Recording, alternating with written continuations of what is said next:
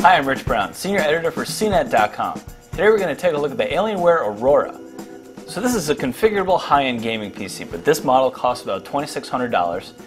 You can see it comes with Alienware's typical stylized case, and inside it's got a fairly good configuration for high-end gaming.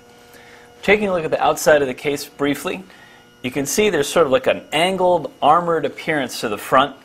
If you push in the Alien Head logo, this front door pops down and you reveal the Blu-ray drive and the media card reader. Now there is no front panel hard drive bay, which is a nice feature we've seen on some newer performance PCs, so that's something we wish Alienware had actually made available. On the top of the case there's a panel that pops down, and on the leading edge here you get a couple of USB ports as well as a USB 3 jack and audio inputs.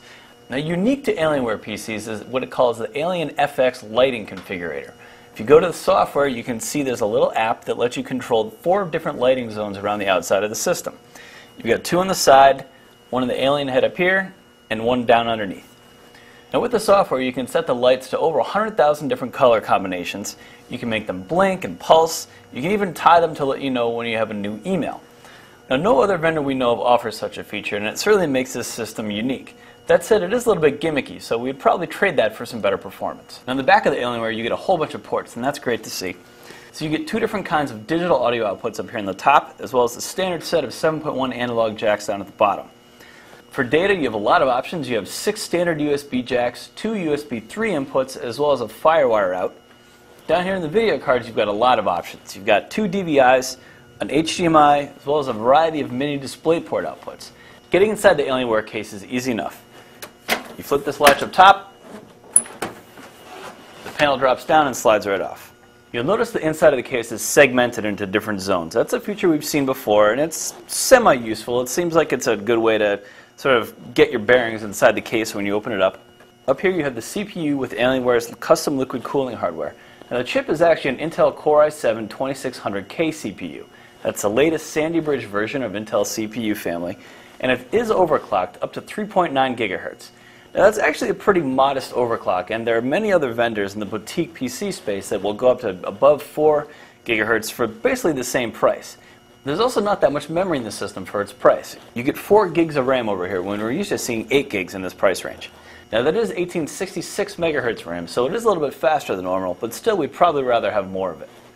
Now if we pull back this section here, you can see the graphics cards.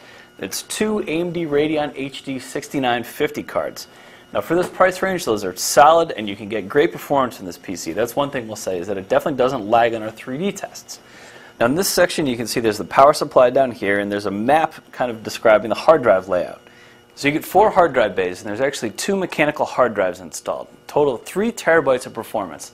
Now that might seem like a lot of storage space, but we're used to seeing solid state drives in this price range.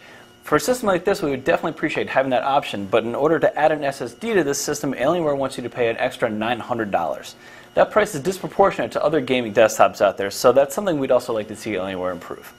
Finally, up here, this section seems to be mostly for show. Perhaps it has some airflow benefit, but up here you just get the various front paneled bays, including the Blu-ray burner as well as the media card reader down here. There's 1 free bay right here.